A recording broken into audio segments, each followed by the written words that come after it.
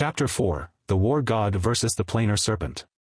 Translator, EndlessFantasy Translation Editor, EndlessFantasy Translation. The dimensional portal was a supreme divine artifact in Bhoyar's divine domain. It could teleport a target to any place in the universe. As long as one knew the original coordinates of the location they were trying to go to, they could use the portal to send out large-scale forces to colonize and plunder.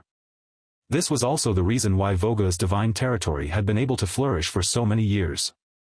Even if it wasn't the first time that Solo had seen a dimension portal, he couldn't help but sigh once more. A dimension portal was made up of two parts.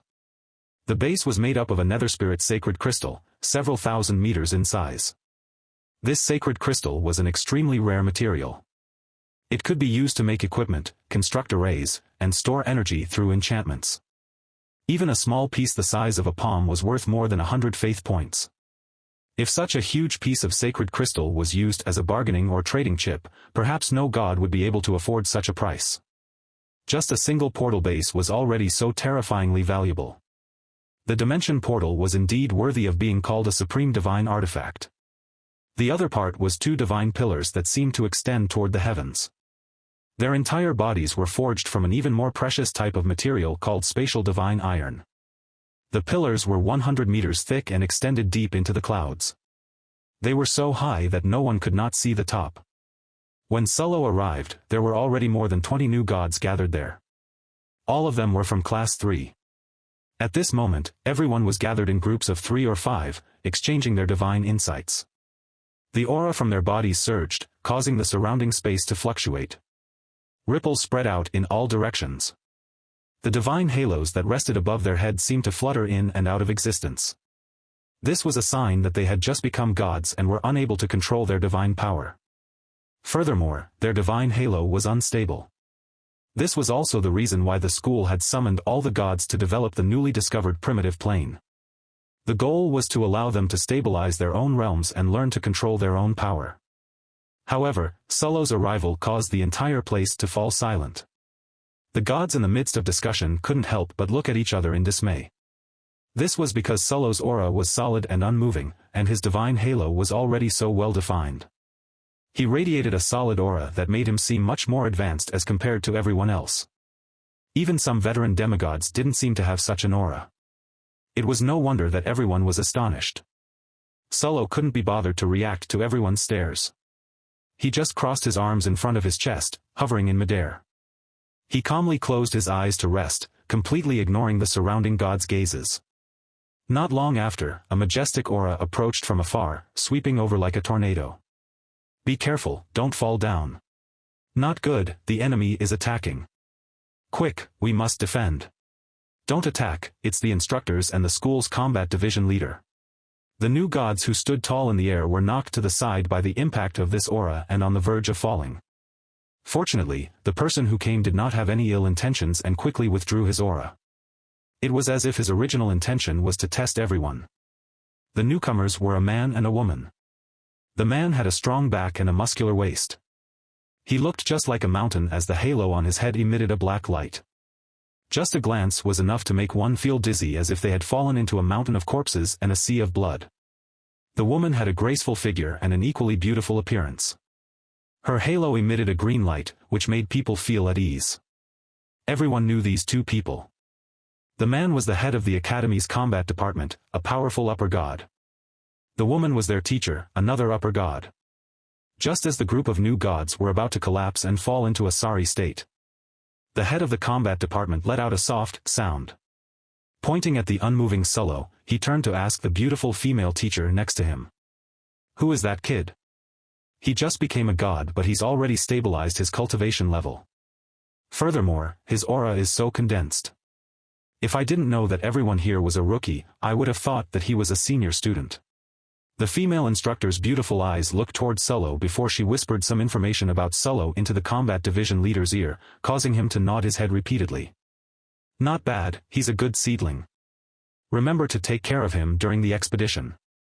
Don't let anything happen to him. After a short while, the combat division leader saw that the others had settled down. He then coldly snorted and said, "Rookies, you only have two purposes in this primitive plane invasion battle. One is to observe the battle, and the other is to clear out any ordinary creatures in the plane. Remember, there are quite a number of false gods on the primitive plane. If you don't want to die, then obediently stay by your teacher's side after you enter. If you die, no one will collect your corpses. The battle division leader's voice was like a loud bell, exploding in everyone's ears. It was so loud that their eardrums felt like they were about to burst. His attitude was so bad that he didn't have the patience to ask the beautiful teacher to take care of Solo. However, none of the new gods dared to refute him. This was the Academy's famous battle maniac. Who dared to reason with him unless they were tired of living? After saying this, the battle division leader took out an ancient token. It shot out a blue ray of light, landing on the dimension portal's door. The dimension portal's two huge pillars immediately emitted an endless milky white light, forming a vortex-like hole. Everyone was already used to the sight and lined up to enter. Solo felt the scene before him shift as he emerged to the sight of an endless stretch of a starry sky. There were over 10 life planets below, and there were two groups of people fighting ceaselessly across them. One of them was a teacher from the seminary. The other group was a group of god-level battle-type creatures. They were some of the false gods that the previous faith god had mentioned before this. Although there were many false gods, there were also countless plain creatures assisting from the side. However, under the attacks of the teachers from the seminary, they were still forced back, unable to form an effective resistance. Although they were of the same rank, the teachers' attacks were obviously much stronger than the false gods. Even if it was just a casual attack, the false gods didn't dare to take them head-on and could only dodge in panic. This was the crushing effect that the faith gods had on others. Within the planet, there were trillions of creatures of various races, constantly providing support for these false gods. However, the false gods were unable to condense their faith, so the power they obtained was less than 1% of their true capabilities. However, the Academy teachers each had a massive divine domain and countless believers. Being able to obtain an endless stream of energy to support them, their combat strength naturally could not be compared. Especially when Solo and the others appeared, it caused the false gods to fall into chaos. They couldn't even beat 10 teachers and now 20 more faith gods had arrived. How could they continue to fight and persevere? However, these false gods didn't know that most of the 20 or so people were students. Even if they had just recently opened their divine domains and became Tier 1 lower gods, their combat power was far inferior to the teachers in front of them. Screech! Screech! Among the false gods, a huge, savage, and terrifying creature cried out. From one of the planets below, countless alien creatures responded with their own howls. Their voices seemed to be filled with desolation. While everyone was confused, the expression from the head of the combat department suddenly changed. Not good, the other party is going to hold a sacrificial ceremony. We've got to quickly interrupt them. But before he could make a move, black smoke appeared.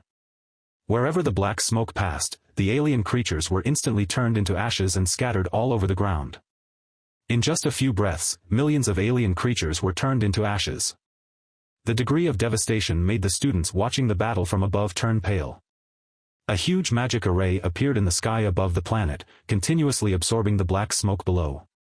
A terrifying pressure began to emit from the magic array, causing the surrounding space to ripple like water waves. This didn't last for too long. Roar! After a few breaths, a heaven-shaking roar resounded through the sky. Apart from Solo, the rest of the students felt like their eardrums were about to burst from the sound, and they felt like vomiting. When the head of the combat department stepped forward, he completely blocked the sound wave attack. Everyone focused their eyes and saw that it was a huge, snake-shaped creature that was over 10,000 feet tall. It looked like a mountain range that spanned half the sky. Huh! It's actually a creature of calamity. Its strength is comparable to that of a god. This is a good thing. I didn't expect to be so lucky this time. Teacher Zhang, take the students to clean up the rest of the remnants across this plain. I'll subdue this huge snake. After saying this, the head of the combat division shook his body as his divine body rose several thousand feet above the ground. He hovered in the sky, causing the planet below to sink into darkness. He waved his hand, and a lightning whip that looked like a long river appeared, lashing directly at the snake. The flashing lightning tore through the sky, causing it to become unstable as it shattered like glass. The snake wasn't willing to be outdone either. It opened its huge mouth, which was enough to swallow a mountain, and spat out a ray of dark black light to meet the lightning whip. The ray of black light and the lightning whip collided in the air, creating a shockwave. The shockwave actually knocked several life planets back more than 10 light-years away.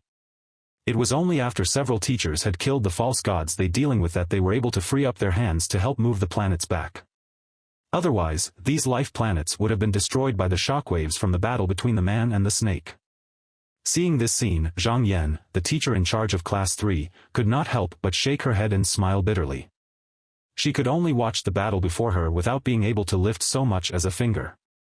Alright, while Teacher Yang is recovering the plane from the planar snake, you guys should also go and clean up the rest of the primitive creatures on this vital plane. Guzhou, your group will go to the planet on the east side. Fang Hong, you and your members will go to the west side.